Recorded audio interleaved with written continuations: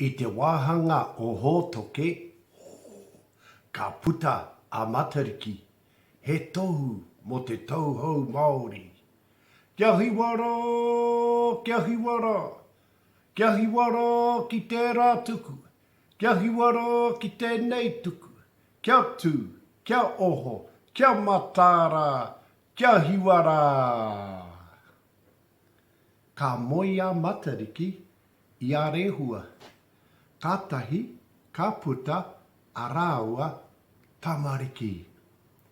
Ko pōhutu kawa, tupu a nuku, tupu a rangi, wai ti, wai tā, wai punārangi, ururangi, ko te pōtiki, ko hiwa I te rangi. Kia hiwara, kia hiwara.